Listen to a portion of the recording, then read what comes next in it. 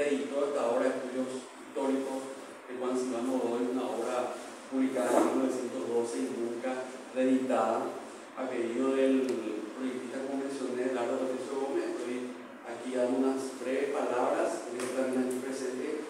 Le quiero agradecer por la iniciativa de haber tomado este trabajo y haber presentado el proyecto de la Secretaría Nacional de Cultura en vista de que este es un rescate histórico también, un rescate historiográfico, ya que, como mencioné, la obra hace más de 100 años nunca más fue reeditada y la figura de Juan Silvano Godoy, por supuesto, también muy importante en nuestra historia por todo lo que atravesó, por todos los momentos que él vivió, siendo protagonista principal en aquella época de posguerra, luego de la guerra del 70, e igualmente la importancia que tuvo para la creación tanto de la biblioteca y el Archivo Nacional, posteriormente los que tenemos, principalmente también el Museo de Bellas Artes y otros tipos de acciones como gran gestor cultural, que como en aquellas épocas teníamos grandes personalidades que eran políticos, periodistas, gestores culturales, lo que llamamos gestores culturales, pero que realmente fundaron las bases para lo que hoy tenemos también como gran legado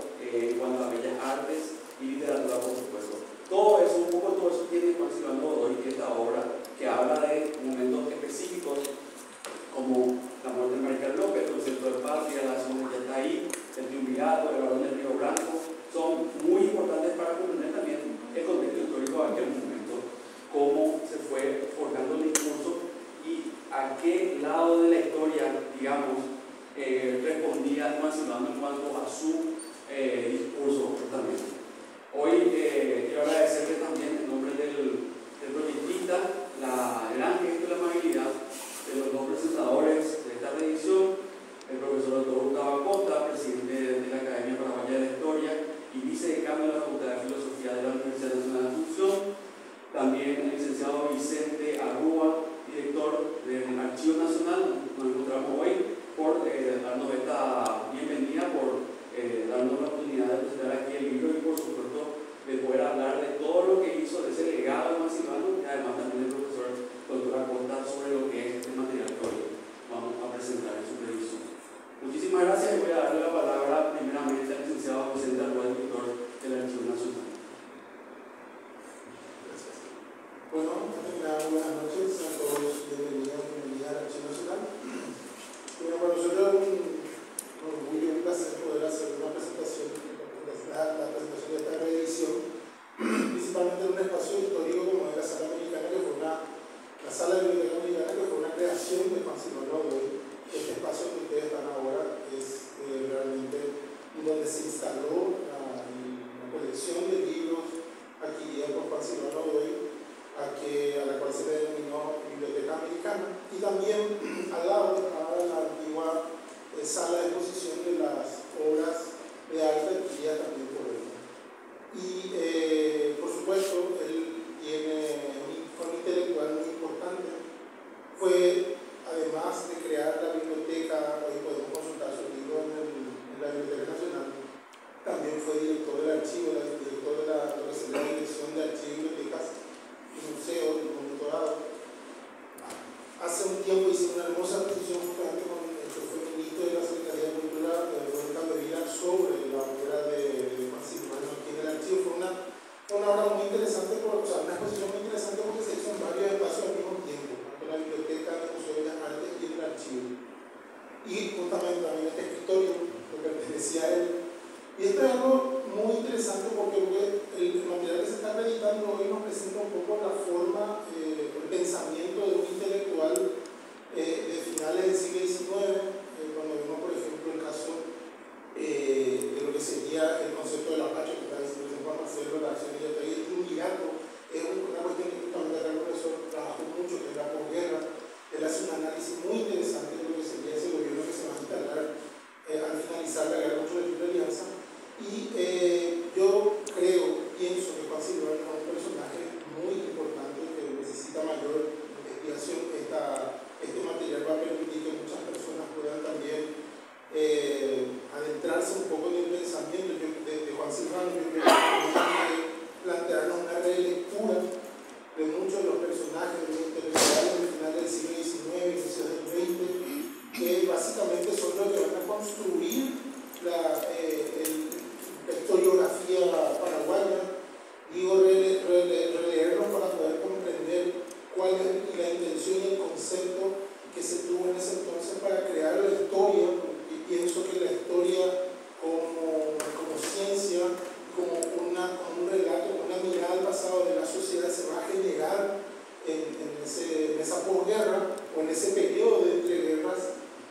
la Triple Alianza en la guerra del Chaco. Entonces, enhorabuena esta reedición. Es importante la relectura, esperemos que estos materiales puedan rápidamente ser accesibles, ojalá que también lleguen a las bibliotecas públicas, a las bibliotecas escolares. Yo siempre sostengo el tema del desarrollo de la historia, más allá de los espacios académicos donde, o por las actividades académicas que hacemos, lo más importante es que llegue a los colegios y a las escuelas, que son realmente los lugares donde se tiene que entender el concepto, entender todo lo que es las corrientes historiográficas que se desarrollan en Paraguay, y por supuesto me parece muy importante. Así que enhorabuena y felicidades a los que trabajaban en este proyecto. Muchas gracias.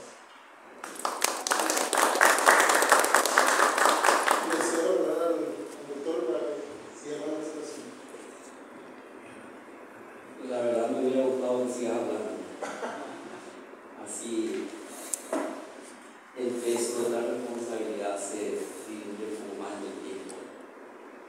Gracias también por el micrófono, porque algunos exalumnos, pero aún un espíritu de alumnos, siguen sentándose muy atrás, forzando al profesor a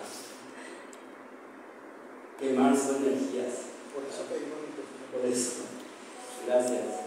Quisiera destacar la presencia de nuestra querida profesora Beatriz González Oso, vicepresidente de la Academia Paraguaya de la Historia.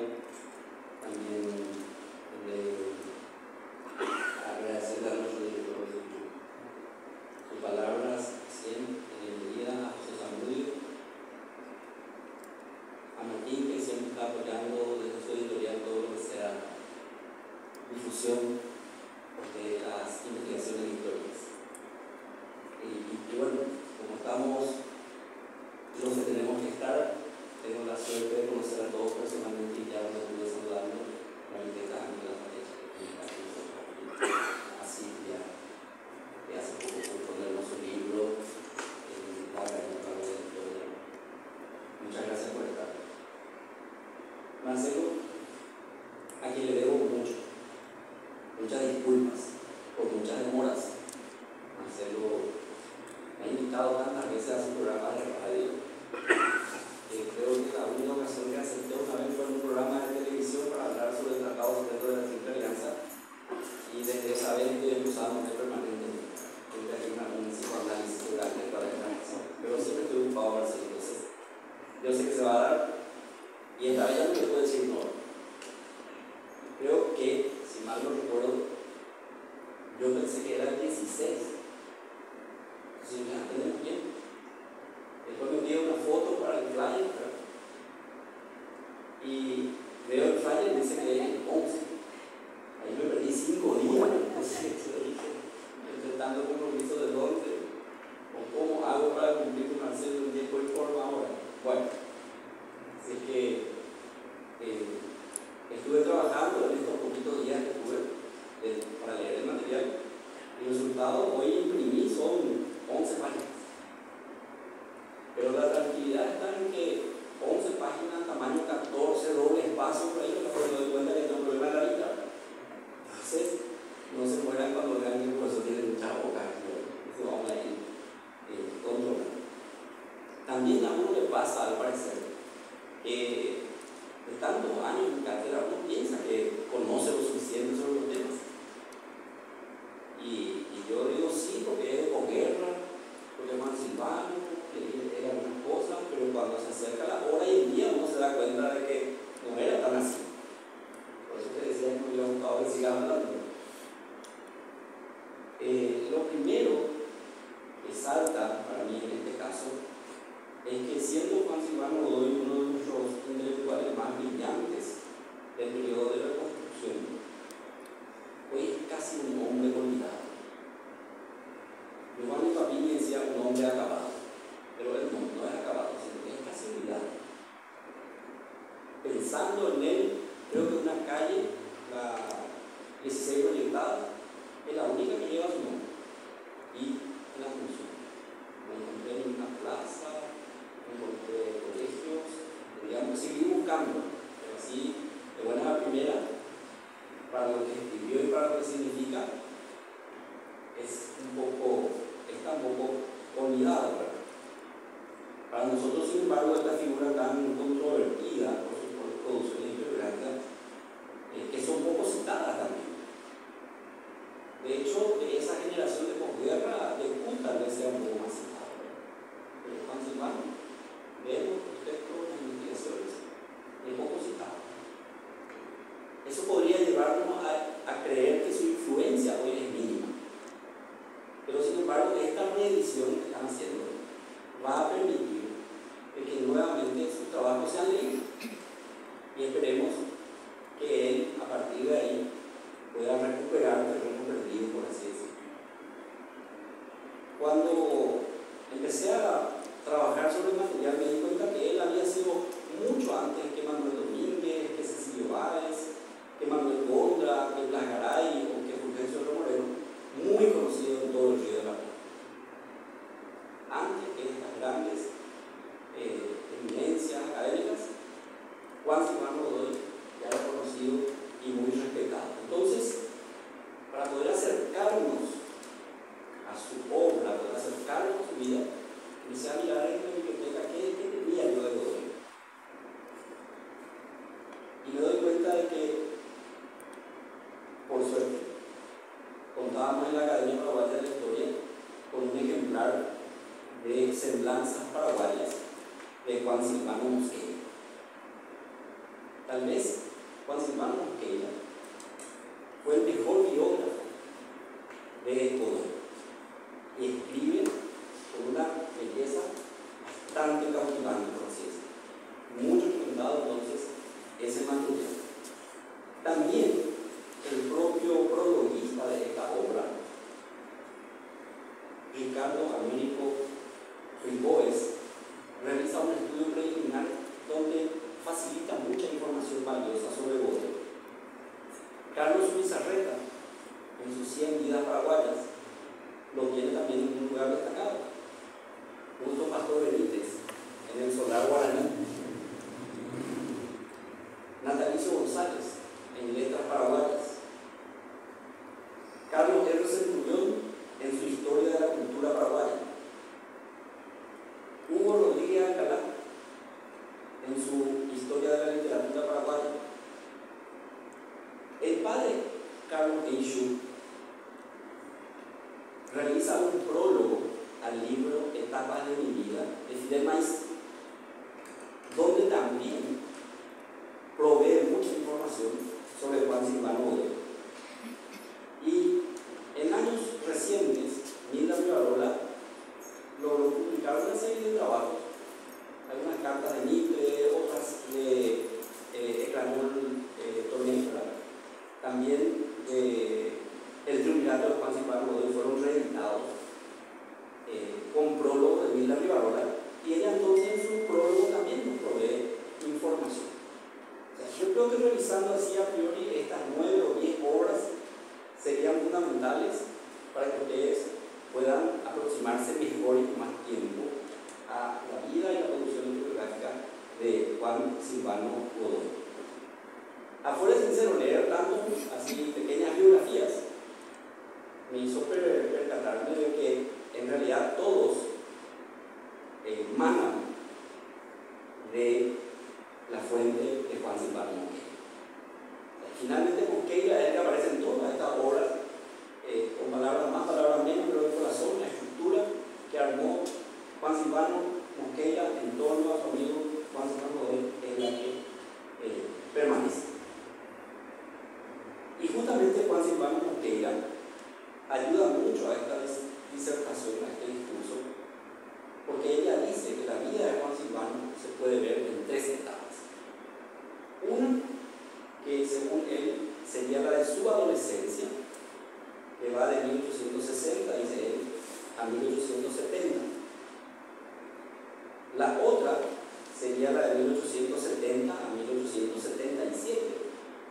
Y la última, final, que sería la de 1877 a 1895. Aunque después de 1895 hay mucho que hablar todavía de su actividad. Pero Mosqueira ya nos da como dónde sujetarnos 3 momentos para aproximarnos a la vida de Mosqueira. Dice Mosqueira que él era hijo de Bertona Echarro de Godoy,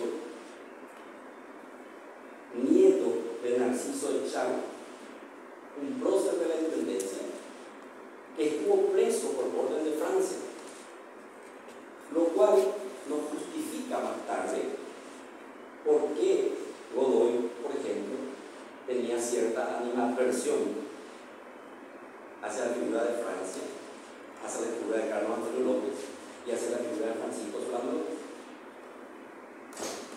Godoy no va a ser el único. Recuerdo por otra lectura del caso de Carlos Loizaga.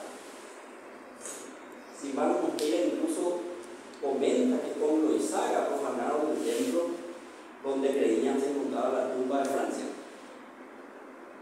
Pero esto es importante para ir completando la figura de nuestro personaje objeto de análisis. También hay un impacto en la economía de la familia, porque siendo ellos de una clase acomodada, la prisión de su abuelo va a hacer que ellos pierdan esa posición. Y no digo que pasen a una situación de pobreza, pero obviamente esa situación les hace pasar situaciones un tanto complejas. Nació en 1850. ¿Sí? Él es un hombre entonces que nace en tiempo de Carlos Antonio López. Siendo todavía muy joven, fueron seleccionados los que irían becados a Europa. Y él es rechazado por tener problemas de salud. Si vemos que ella no dice nada al respecto, creo entender que esa situación motivó a su madre a gestionar ante el gobierno su salida para estudiar en Santa Fe. Porque la madre con sus otros dos hermanos, entonces cuando él era un adolescente, y por eso Mosqueira dice la adolescencia, tiene que ir a Santa Fe a fin de estudiar. Estudió en el colegio jesuítico, Inmaculada Concepción de Santa Fe. Muchos textos hablan de que la influencia de los franciscanos se percibe en la persona Francia y su manera de vivir y comportarse, austero, enclaustrado, de poca conversación, de cierta modestia. Si vemos que ella no lo dice, leyendo más sobre Godoy, es como que uno dice, tal vez haya sido influencia de los jesuitas, de carácter distinto. Él no participa de la guerra por estar justamente estudiando. Y estaba estudiando Derecho cuando a los 18 años retorna al Paraguay. Y por supuesto,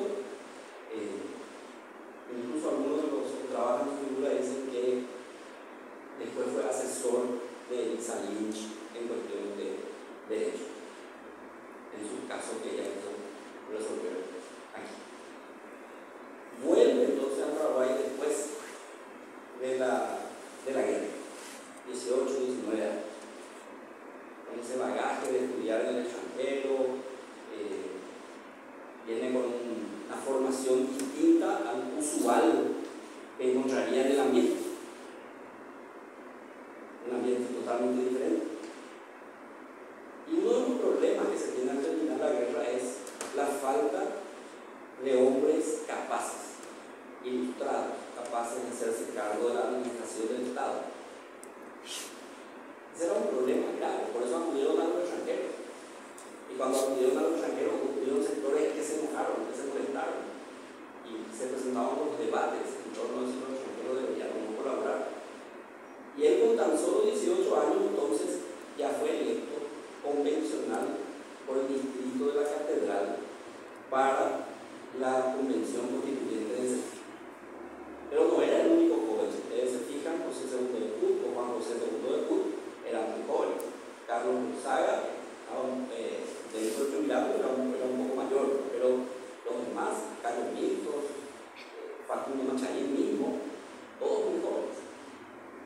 Y ¿cómo lo llamas? La complejidad de la situación es que dentro del seno de la convención se plantea debates se puedan hacer en guaraní, porque había convencionales que solo podían expresarse en ese idioma.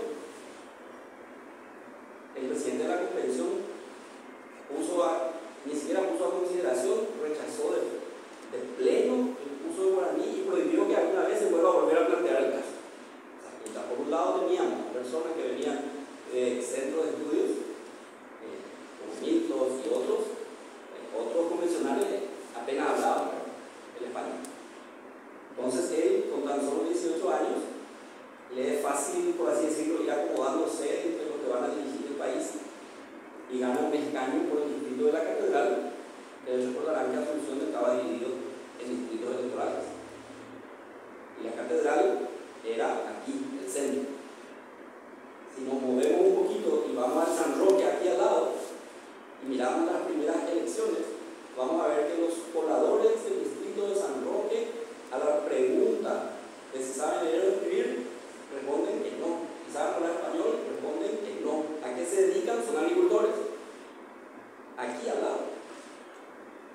Entonces, en ese contexto, la Asamblea Constituyente entonces lo tiene a él incluso como redactor, integrante de la Comisión de Redacción de la Constitución. Desde muy joven su carácter, su temperamento sale a relucir constantemente y forma parte del bloque mayoritario de la Convención, la mayoría, porque ellos habían fundado el Gran Club del Pueblo, ellos tenían mayoría en la Convención, y como el triunvirato se había desnaturalizado, teniendo en cuenta que Bedoya renunció, que también Carlos Loizaga había renunciado, un triunvirato quedó solamente Cirilo Antonio Rivarola. Hay una pérdida, por así decirlo, de legitimidad. Ese mismo caso ya había pasado con la Junta Superior Gubernativa. Cuando Francia se retira, cuando Francia logra que algunos miembros de la Junta Superior Gubernativa sean separados, era una junta denunciada por él mismo como desnaturalizada,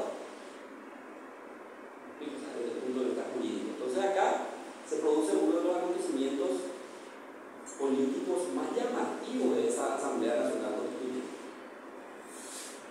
Carlos Milton plantea separar a Cirilo Antonio Rivarola del cargo y nombrar presidente a Facundo Machaín. Llevada a votación, Machaín es electo, casi por una mayoría absoluta, 5 o 6 personas en voto. En política nunca van a eso, pero el resto, mayoría absoluta. Esa misma noche, el presidente Cirilo Antonio Rivarola logra ser repuesto en el cargo con el apoyo de las tropas aliadas. Y al día siguiente, Cayo Milton propone revisar el voto. Y por mayoría absoluta, Facundo Machaín fue destituido. Para que vean hasta dónde puede llegar la acción política en la lucha por el poder. No conforme con su lógica aplastante, Cayo Milton, luego de lograr su cometido de haber propuesto a Machaín, propuesto su destitución, vuelve a mocionar su separación del cargo de convencional. ¿Por qué? Por haber aceptado el cargo de presidente. ¿Algún fallo en su lógica? Ninguno. Había dejado de ser convencional al ser presidente por 2 horas. El ambiente se estaba enrareciendo más de la cuenta en la propia convención. Lo demás es historia sabida. Por lo que veo aquí, a mí no tiene que ser historia sabida. Ya nuestros ex alumnos son profesores de Miami y hemos sabido lo que pasó. Lo concreto es que de mayoría pasan a ser minoría. Milton es el que pasa a ser, mantiene la posición mayoritaria. Sus posiciones en la convención ni siquiera se dudan. Él mociona, punto. Se aprueba. El Milton pasa a ser la voz fuerte en ese ambiente.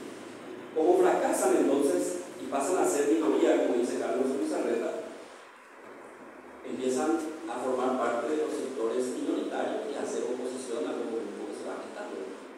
Tal es así que cuando el general Bernardino Caballero, que había retornado, organiza una de sus primeras revoluciones, ellos están apoyándole a Bernardino Caballero, que estaba en contra del gobierno. Uno de los hermanos de Godoy, Marco Antonio, fue asesinado por el grupo en el que estarían involucrados por Juan Bautista Gil y otros.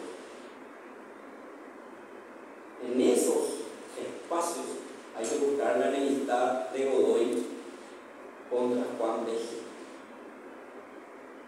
que no era tampoco un caballero muy querible muy fácilmente.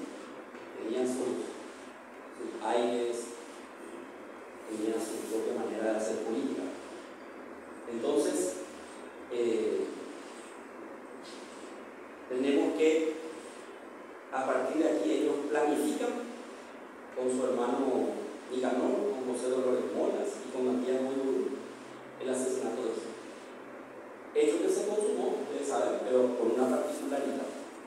Como Juan Silvano era un chico, podríamos decir, en criterio de hoy, aunque no tanto para lo de aquella época. En la cultura paraguaya, salir del cuartel es el momento donde vos sos hombre. Termina la vida cuartelera, volvés a tu casa y sos hombre. Entonces, 18, 19 años, ya el criterio también que la gente tenía sobre ello era distinto. A pesar de que con nuestra mirada sería que eran muy niños. Entonces, Nicanor le plantea a Juan Silvano de que él no debería estar en la escena. Querían salvaguardar su posible proyección política por su formación, por sus conocimientos, y esa es la razón por la que él días antes viajó a Corrientes para que no se lo ubique en Asunción en el momento del asesinato de Gil, hecho que fue consumado el 12 de abril de 1877. 3 días después, Juan Silvano, que era el escritor, ya lanza una proclama desde Corrientes contra Gil y su grupo. Ya ustedes recuerdan que el asesinato de Gil no termina ahí, tiene proyecciones en la matanza de la cárcel pública en octubre 29, del cual Héctor Después escribió un material y también hay otro escrito por ahí en libros sobre la tragedia de la cárcel pública. ¿Sí?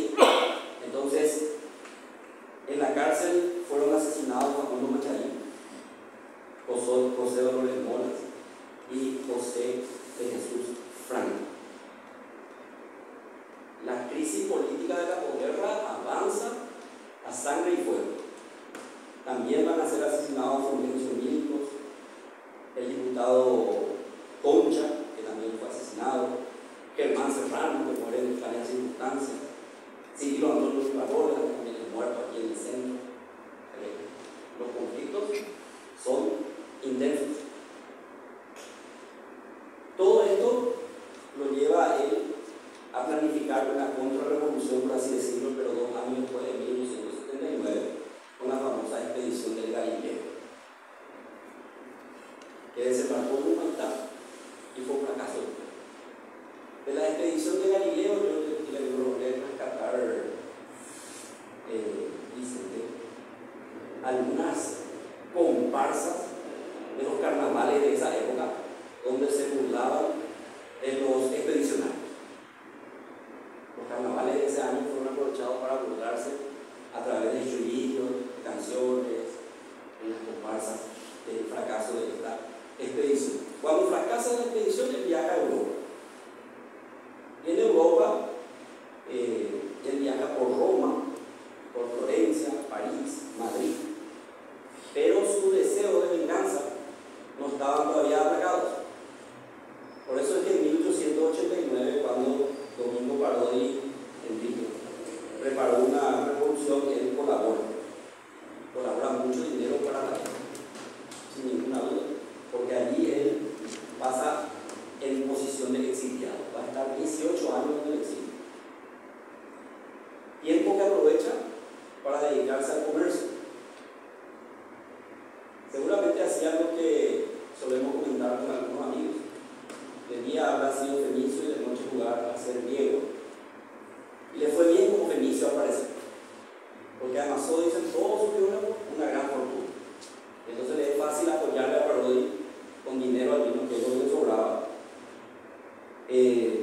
para un proyecto que también fue un fracaso. Buenos Aires fue la sede de su vida diaria, acompañado de su esposa, de su hija Aide, de los amigos que lo frecuentaban a menudo, entre ellos Carlos Guido Pano. El poeta Carlos Guido Pano lo frecuentaba en su casa de Buenos Aires. La política va a tener ¿cómo podríamos decir? Un cambio favorable para él cuando asume Juan Bautista de Urquiza. Juan Bautista de Urquiza, de política de apertura, de conciliación con todos, un movimiento político distinto al caballerismo, pero que en el fondo buscaba la misma cosa. ¿Cuál era? Permanecer en el poder. Urquiza dio mucha apertura, le dejó participar contra los principios democráticos, para mi gusto, a los liberales en las elecciones parlamentarias, pero la cantidad que ingresaba no daba para conseguir mayorías. Entonces, estaban ahí, Urquiza muy aperturista todo, pero en esencia seguían controlando absolutamente todo. Encima, afectando tal vez principios democráticos, porque ustedes deberían de preguntarse cómo lo que hacían para que ingresen 4 de un sector y 5 de otro sector. Y bueno, sencillamente no participaban por orden superior, como diríamos, en algunos distritos electorales, candidatos del sector que uno quería que no ganara. Y eso no es muy democrático, digamos. Tal es así que un liberal, Aponte, por ejemplo, él quería participar igual. Y a él se le dijo que no tenía que inscribirse, por eso va a sufrir la destitución de su partido, aunque después lo van a reconsiderar, pero ya más tarde. Acá, cuando él regresa en el 95, cuando Urquiza le da, le llamaría una amnistía, él regresa en el 95, y en el puerto, que era el lugar de los encuentros y las despedidas, en el puerto lo esperaban amigos como Benigno Ferreira, Antonio Taboada, Cecilio Báez, todavía muy joven, Manuel Domínguez, Manuel Gondra, Ildefonso Venegas y muchos otros. Vuelve un hombre con una cultura muy, muy refinada. 2 veces viajó a Europa en compañía de Aristóbulo del Valle. Dice de él, absolutamente volteriano, Carlos Luis Herrera. Leía con muchísima frecuencia a Voltaire, a Renan, la Liga de Jesús. Y cuando leemos el material encontramos que cita todo el tiempo, además de Renan y de Voltaire, a Darwin, casi darwiniano, casi del grupo del ala fuerte de los liberales de esa época en ese sentido. Lee a Ponte, cita a Fuster de Moulange, a Chateaubriand, autor del Genio del Cristianismo, el mismo libro que leía Maricarlo. Cita a Carlyle, héroes. Carlyle plantea que la historia nos maneja a los grandes hombres. ¿Cómo leerle a Carlyle, ser fanático de Carlyle y no cambiar tu idea sobre Francia, sobre el Mariscal López, sobre Francisco, sobre Carlos Antonio? Finalmente esas son encrucijadas. Menciona innumerables escritores del Renacimiento y se apoya constantemente en autores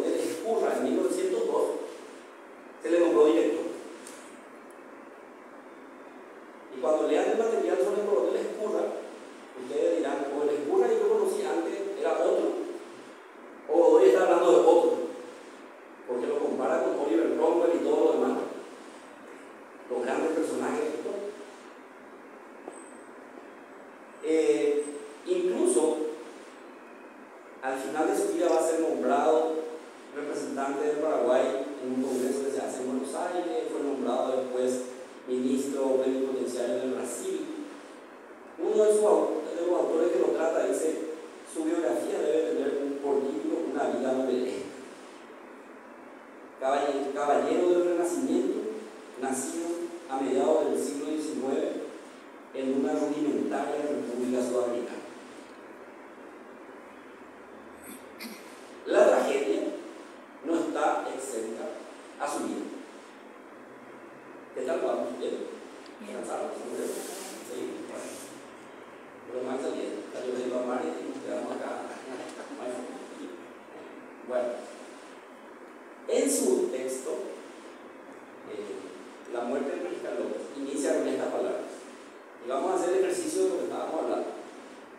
Dice: no es nuestro propósito entonar el himno sacro de nuestras glorias patrias. No venimos como el espectro de Clitemnestra. Ahí tiene. No venimos bajo el espectro de Clitemnestra. Una esposa de un rey de Micenas que participa en la guerra de Troya. ¿Desde dónde continúa? A lo clásico. Dice: Clitemnestra, probablemente hay dos versiones, pero Clitemnestra es la versión en la que ella mata a su marido, a Agamenón. Y dice: no venimos como el espectro de Clitemnestra. Dice: a despertar sobresaltadas a las Euménides. Y otra vez, ¿quiénes son estos? Yo me divierto porque me hace recordar a la profesora Diana Lamudo, que decía: Gustavo, tengan cuidado de las heredias. Nosotros queríamos saber quién era la heredia. Y había sido, eran brujas terribles de la cultura clásica, con uñas largas y feas sin dientes, que perseguían a los varones que eran infieles. Y Adriano decía: Gustavo, tengan cuidado con las heredias. Entonces acá aparecen las Euménides, ¿verdad?, que son diosas de la venganza, que estaban en este caso persiguiendo a uno de los hijos de Clitemnestra, que fue acusado de matarla a ella. Dice: que dormitan en el umbral del templo de Delfos para revelarles la fatídica consigna. ¿Ven entonces ustedes cómo él muestra aquí su dominio y constantemente habla de López, el honorable Valrato resistió como fulano? Ya te lleve al mundo clásico antiguo, a la cultura, hace un derroche de conocimiento. ¿Y por qué decía yo que la tragedia, Melpómenes es la musa de la tragedia griega? ¿Y por qué en Clitemnestra y Melpómenes entonces están cercanos a él? Porque la luz de su vida, dice Juan Silvano Mosquera, era su hija Inés, y esta falleció. Y Silvano Mosquera dice: quedando él solo con sus libros, el golpe de la muerte de su hija va a ser brutal. Un golpe que se suma a la muerte de su madre en 1870 de fiebre amarilla. La misma fiebre amarilla que llevó a Carolina, el que políticamente, con un realismo así maquiavélico, la política existe porque no somos ángeles, dice Maquiavelo en su El Príncipe. Entonces, esa misma fiebre amarilla que llevó a Carolina llevó también a la madre y también a Roque Pérez en Argentina. Es decir, hay un montón. Y con seguridad, casi con seguridad, también se había llevado la vida de Juan José de Pescara. Porque Juan José era el motor de todo el proceso de regeneración y reconstrucción. Pero luego tenemos su muerte trágica, que también desaparece. Si quedamos ese segundo, que se va para adelante. Otro hijo suyo, Lucio Sila, fíjense si es un romano. Lucio Sila muere en la Revolución de 1904. Él va a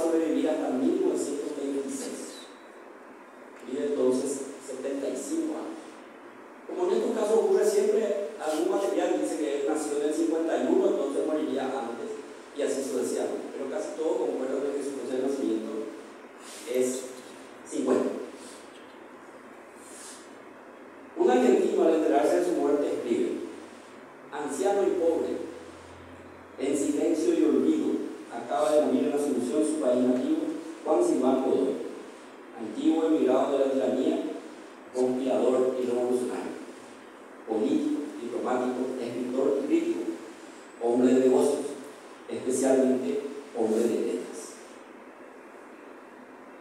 De hecho, él va a ser el único de los jóvenes que Carlos Antonio López quiso preparar para dirigir alguna vez el país, que sobrevive hasta esa fecha. Obviamente, entonces, si seguimos a Raúl Amaral, lo encontramos a él como integrante de lo que podríamos llamar romanticismo.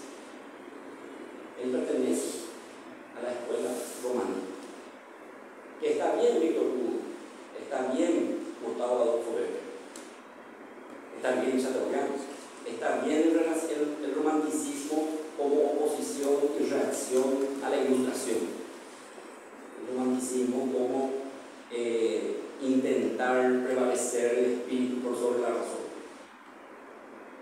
pero también el romanticismo político. Es el amor a la tierra, al lugar donde tú naces, al terruño. Es incapaz de dar la vida necesaria fuera por esos espacios. Entonces, cuando decimos que Mercado López era romántico, hay que ver solamente por la oscura golondrina y cosas así. Hay que ver también la connotación que había detrás de eso. La influencia de Chateaubriand en el genio del cristianismo es así. Es la reacción contra la Ilustración. Su carácter es muy particular. Todos nosotros ya sabemos aquí que uno puede heredar riquezas, fortunas, pero la inteligencia, el talento, la creatividad, no. Eso no. Y en el caso de Silvano Godoy, él era un señor particular. Dice el justo pastor Benítez que usaba levita y pistola. Mira, el valor incluso rescata un episodio de que él le gustaba poner dianas por ahí y hacer disparos con su pistola hasta escribir su nombre. Para que vean que habrá sido un personaje particular por la asunción, su bastón tenía empuñadura de oro. Pero sus enemigos eran feroces, y del maíz dice de él, de refinada maldad, el feroz archivero. El padre de ella sale al paso, porque el padre de ella era un hombre justo. Y si bien es cierto, él publica la memoria de maíz, escribe el prólogo, no hace tampoco para ocultar nada. Entonces, el padre de ella dice, no se ponía en duda la autenticidad de los documentos que Godoy publicó contra Maíz. No era eso lo que se ponía en duda. Lo que se ponía en comentario era la impresión y el decir y el escribir de Godoy sobre Maíz. Como dice alguien por ahí, a mí no me molesta que me plagien. Lo que me molesta y duele es que me copien mi manera de decir las cosas. Entonces aquí al padre él dice lo que molestaba en el ambiente era su manera de decir las cosas, los comentarios, los notas de página que hacía. Y Juan Silvano Mosqueira dice él, en él todo fue tempestuoso. Sus ideas, sus pasiones, sus odios, su patriotismo, sus amores y esperanza, hasta los resplandores de su espíritu. Es un artista del insulto, dice. Y escuchen esto: los atrevidos, los pilletes, los insignificantes, los rateros conocidos, los exhibientes, los descalificados, los que nunca han servido para un fregado, los pobres de espíritu manejados por sus cuerdas vocales, esas conciencias arrugadas con cabeza de pájaro, que en lugar de seso y materia gris llevan masacote, mugre y moco, pretenden aprovecharse de este lamentable estado caótico para imponer una orientación del lupanar. Así se refería a su enemigo. Y eso cita Vitalicio González en Letras para Abajo. Era un hombre nervioso, exaltado, intransigente. En ese contexto, es casi un hombre del Renacimiento. Y lo más interesante, y yo creo que eso él toma de israelí, cambió la grafía de su nombre.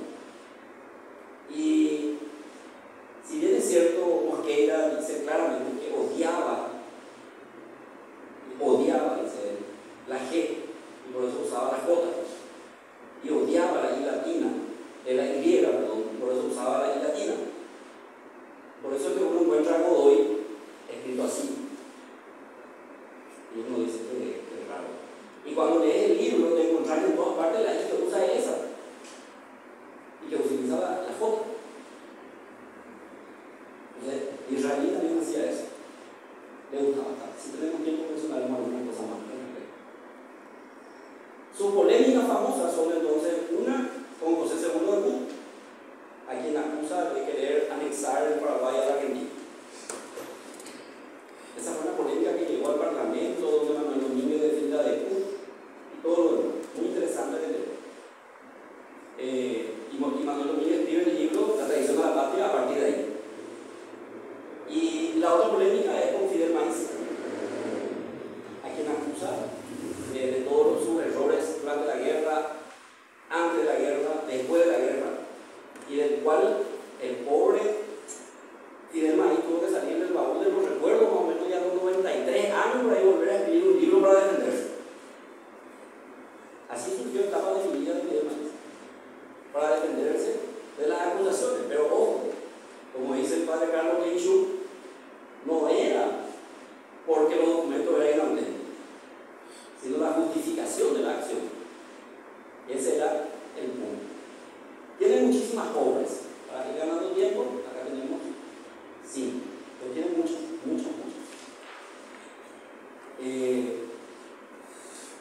No voy a hablar de todos, por lo menos 1, 2 para completar una idea y cerrar la ronda.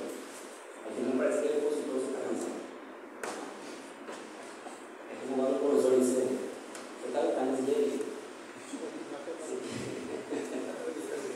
Sí. Cuando Richard Nixon debatía con Kennedy, Kennedy era muy afable, muy querido, y Nixon era bastante serio, un poco entre el israelí y el Glasgow. El israelí era más dicharachero, así casi más serio. Pero Nixon decía: le quieren a Kennedy, porque él es como ellos quieren ser. A mí me rechazan porque yo soy como son. Pero un periodista dijo que de Nixon iba a llegar lejos, porque en la universidad tenía, con mi perdón acá del ambiente, tenía las nalgas de acero, y nadie podía permanecer tanto tiempo estudiando sentado como él. Entonces, yo a veces digo ya a la gente: ¿qué tal? ¿Están cansados? Y algunos pueden aguantar y soportar y estar ahí, estoy. Y así seguimos. Si tomamos el texto del Barón del Río Branco, encontramos algo que traigo de otro texto. El Barón del Río Branco firmaba en guaraní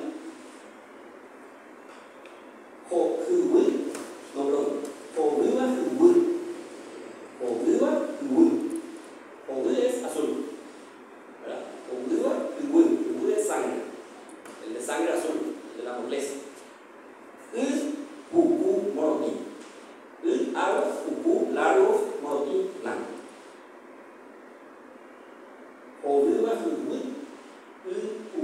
Morotín. Así le firmó el marqués, el barón de Río Branco, José María de Silva Paraño, hijo de este caso. Muchas cartas a Manuel Gondo, que era amigo de Godoy, y lo escribía por ahí. Y lo que voy a leer transcribí del libro de Roberto Romero, Gondra, un intelectual ejemplar. Fíjense lo que le dice el barón de Río Branco. Hace poco terminé de leer En torno a Rubén Darío, escrito por usted hace tiempo. Es muy cierto lo que usted dice. Son ciertos los errores señalados por usted a la obra de Darío. Aunque él haya ascendido demasiado y su estrella ya ensombrecerá a usted su prestigio. Deténgase en lo que desea decir. No sea que luego le queden sus palabras y ya no se le quiera leer. Aunque me ha dicho el señor Juan Silvano Godoy que usted ha dejado de escribir, ha dejado de producir páginas tan hermosas. Para que vean cómo estaban conectados Manuel Gondra, Juan Silvano Godoy y yo Branco. Pero en torno a Rubén Darío me causó un poco de conmoción en el ambiente literario. Y seguramente el varón de Llorando, ya de muy avanzada edad en ese momento, lo ve como un joven a quien hay que proteger. Y le dice: deténgase, ella tiene su estrella consagrada, no avance en eso. Esta obra que él escribe a Río Branco,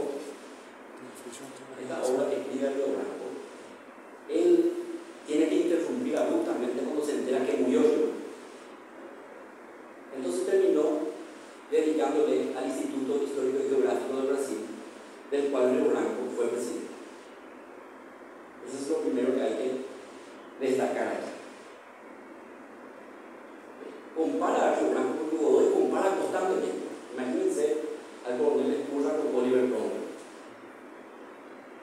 O sea, acá Río Branco lo compara con Otto Bismarck. Su capacidad de reformar, de pensar una sociedad distinta. Río Branco había sido nombrado cónsul en Inglaterra. Allí tuvo la oportunidad, dice el propio Godoy, de participar de los debates intensos que se dieron entre Benjamín Disraeli y William Glasgow. Disraeli era un conservador, Glasgow un liberal, pero era opuesto. Disraeli era el Kennedy en este juego y Glasgow era el Nixon. Y sus debates se hicieron célebres. Marcaron, por así decirlo, tema. Tal es así, que eso no lo dice por ejemplo yo, tal es así que cuando Disraeli muere, porque muere antes que Glasgow, dice que no quiere un funeral de Estado. Y los dos fueron primer ministro de Inglaterra, de partido distinto, y el debate era intenso. Y Disraeli muere cuando Glasgow era primer ministro. Entonces él deja una nota diciendo: yo no quiero un funeral de Estado. Y Glasgow, aún muerto Disraeli, piensa que él estaba haciendo a propósito. Y le comenta eso a su secretario. Pero las circunstancias obligaban a que Glasgow pronuncie un discurso fúnebre. Y uno de los secretarios de Glasgow dice después: fue el día más triste de Glasgow en su vida. Dejó de hablar varios días, porque tuvo que decir algo bueno de Israel, al menos en ese momento. ¿Entiendes? Entonces, cuando él comenta eso, se refiere a todo esto. Y de hecho dedica párrafo para analizar a ambos, se desvía de su tema. Río Branco era su tema. Pero cuando dice que Río Branco participa de estos debates, él también se mete y habla 2 páginas. Y hay que tener cultura mínima para seguirlo. Habla de cómo el varón de Río Branco viaja a Italia y pide visitar la tumba de Laura. ¿Quién es Laura? Es la pregunta otra vez ahí para el lector. Y Laura era la musa inspiradora de Francesco Petrarca, autor del Canon. Para no decir otra cosa, vamos a decir musa inspiradora. Y todas han tenido, tanto Dante Alighieri y la actriz Portinari di Folco, en este caso Laura de Petrarca, han tenido musa. El problema es que, salvo Dante, algunos de estos quesitos eran curados. Entonces se complica un poco ahí el ambiente, un poco distinto el ambiente. Estando en Francia, conoce a Víctor Hugo, a León Gambetta, que era un político muy famoso, que muere, y la muerte de Gambetta fue noticia aquí en Asunción en esa época, ¿verdad? Visitó, dice, Río Branco, Berlín, Viena, y en ese ambiente escribe sus obras como Historia Militar del Brasil, efemérides, notas geográficas, enciclopedias científicas, biografía del emperador Don Pedro II. Y ya tiene mucho aporte sobre la guerra de la Triple Alianza también, donde, de acuerdo a Godoy, Río Branco deja en evidencia que los oficiales y el servicio de inteligencia de falsa que enviaban como oficiales. Entonces, tenían otro mecanismo para enviar la información correcta. ¿Se entiende? Entonces, eso es muy llamativo e interesante. Después, sabemos que Río Branco va a ser nombrado ministro del Brasil y que allí hubo mucha participación en la resolución del problema de emisiones con la Argentina y también el tema del Acre con Bolivia. Cuando él se entera de la muerte de Río Branco, dejó de escribir completamente, interrumpió su obra y hasta donde hizo lo dedicó entonces al Instituto Histórico y Geográfico de Brasil. Aquí, en este material, súper recomendada la lectura. Su obra sobre la muerte del Mariscal López es el desafío para él, porque, repito, de exiliado, de familia que sufre, seguramente después de la influencia de Carlyle, como mencionábamos, le tiene que dar un equilibrio a sus interpretaciones. Entonces, reconoce grandeza en la resistencia del pueblo paraguayo ante la situación que se vivía. Pero sí es importantísimo entender lo siguiente. Él dice en su obra La acción de Yatay, que el sargento Duarte, al entregarse y la entrega de Estigarribia en Guayana, él dice que esos dos acontecimientos hicieron que el soldado paraguayo sea percibido como de una raza inferior por los aliados. Entonces él en la muerte del Mariscal y en todos los otros va a sostener de que esa visión va a cambiar cuando conocen a Díaz en Cuba. Para él el gran referente de todo esto es José Enrique y su capacidad, su tenacidad, su inteligencia. Incluso llega a decir que el coronel Palleja cambia radicalmente todos sus criterios que tenía antes, en sus memorias antes de Curpaytú, y que después de Curpaytú se vuelve más refinado y culto porque se da cuenta que va a morir acá, que no era la imagen que tenían al principio después de Guayana o de acá. ¿Entiendes? Entonces, en esta obra, él hace un recorrido con López hasta Cerro Corá y muestra, o como ejemplo, de cómo López muere en un ambiente donde no era muy querido y muy apreciado. Cita incluso una nota que Rosendo Carísimo, que era jefe político de Concepción, le escribe al coronel Correa de la Cámara. Rosendo Carísimo tiene en su haber político el mérito de haber sido candidato a vicepresidente de la República por los dos partidos políticos en la misma elección. Ese candidato para vicepresidente tanto por el Partido Colorado como para vicepresidente por el Centro Democrático. Y cuando le exigen que renuncie a uno, renuncia al Centro Democrático, y en una nota a la Comisión Directiva del Partido Colorado dice que no pensé que mi posición iba a traer un ambiente así complicado. Él estaba jugando a dos puntos espectaculares y dice después, no pensé que iban a enojar por eso. Pero fue senador, fue diputado, ganaba las licitaciones, como así es, digamos, más importante para la Concepción, don Rosendo Carísimo. Y Rosendo Carísimo le dice a Correa de la Cámara: Vuestra Excelencia ha terminado a nuestro inaudito infortunio para revivir a un pueblo hermano de su postración y estúpido letargo, elevándolo al gremio de los pueblos libres. Es como que Rosendo Carísimo estaba también en la misma línea de Fidel Maí y otros que hayan escrito favorablemente ante esta situación. Él señala que el pecado de Mariscal López fue haber hablado del equilibrio entre los estados del plano. La guerra estalló y fue hasta ese punto por haber planteado Mariscal López la doctrina del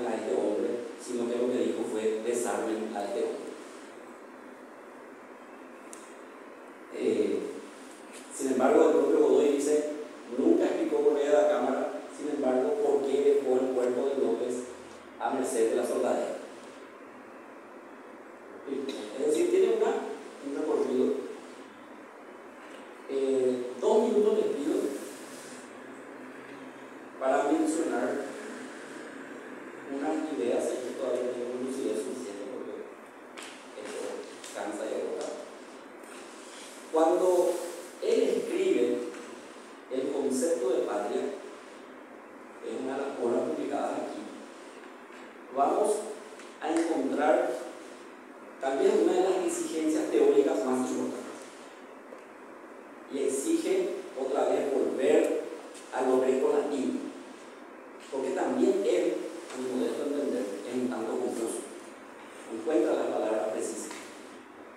Es que para esta gente, conceptos como Estado, nación, gobierno, patria, eran todos bastante confusos. Y si no eran confusos, eran conceptos que nosotros ya no manejamos.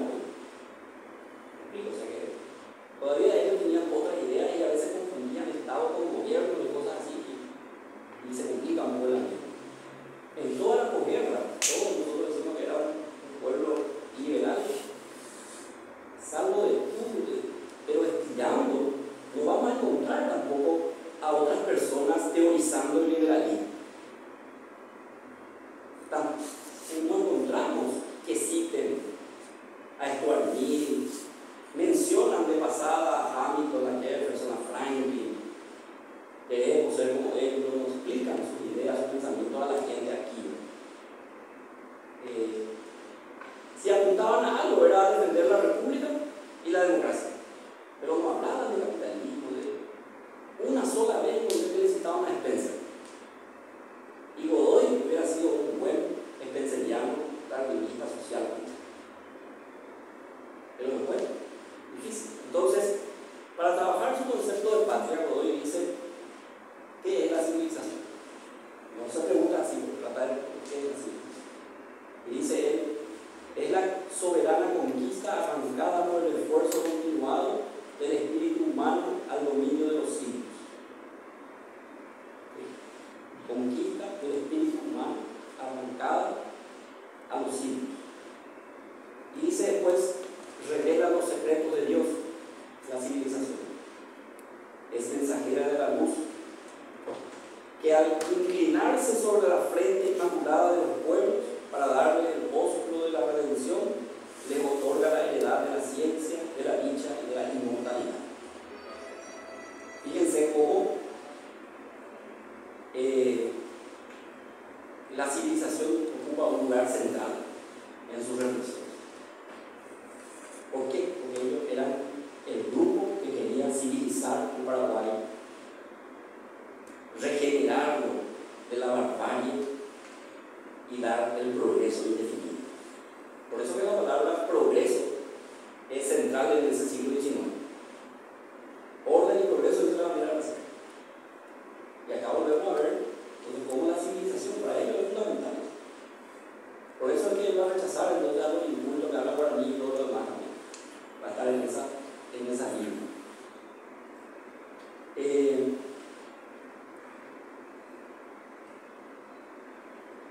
Y aquí quiero señalarle lo siguiente.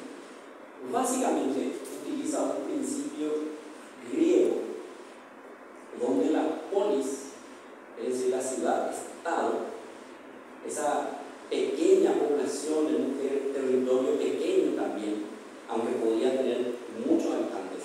Atenas en su momento de mayor esplendor llegó a tener 500.000 habitantes, pero ¿quiénes eran atenienses? 20.000. El resto tenían que salir a fundar otras polis. La polis contiene al niño desde su nacimiento y lo hace digno de ser ciudadano. La polis es el lugar donde uno adquiere ciudadanía. A veces escuchamos en Paraguay decir una motichén de las valles, esa pequeña polis que te hizo ciudadano. No le voy a hacer pasar vergüenza. Si es futbolista se va y vuelve entonces. Bueno, entonces acá lo que él va a plantear es que ese amor a la polis que te hace ciudadano universal, por así decirlo,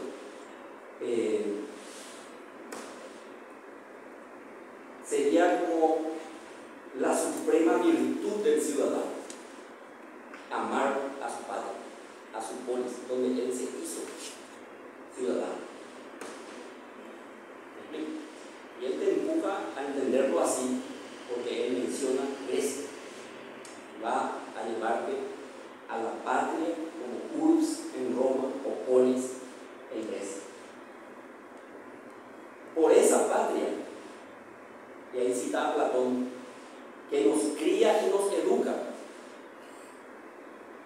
cita también a Faustin de Bolaños. A esa patria que nos cría y nos educa, como dice Platón, hay que amarla gloriosa o oscura, feliz o desgraciada. Fíjense cómo es como que él arría sus banderas y a pesar de todo, a pesar de estar en la oposición, tengo que quererla, amarla, así, gloriosa o oscura, feliz o desgraciada. Es necesario saber morir por ella, sin duda. Sin duda. Y ahí es donde le sale lo de Carlyle, que las personalidades superiores sobresalen por su genio, por su talento, por su carácter, y esas personalidades superiores son los que empujan a los demás hacia el progreso.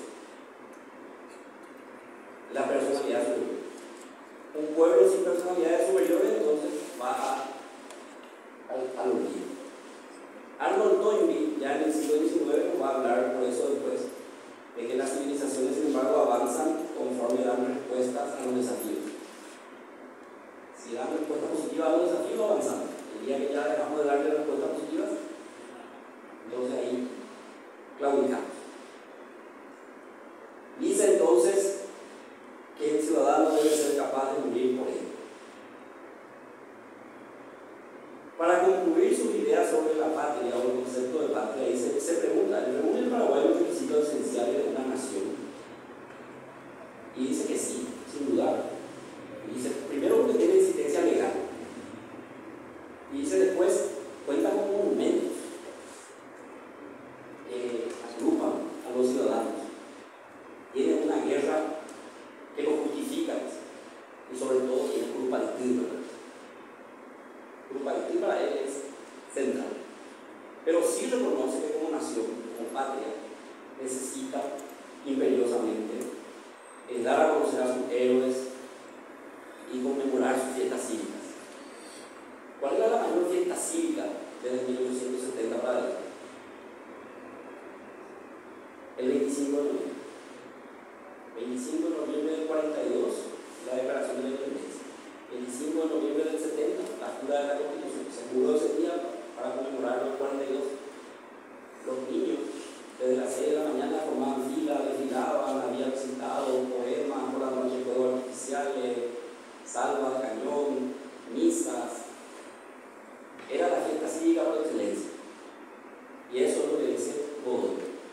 Dice también, faltan museos, bibliotecas, poetas e historiadores. Creo que eso aún hasta hoy. Faltan más museos, más bibliotecas, más poetas, más historiadores.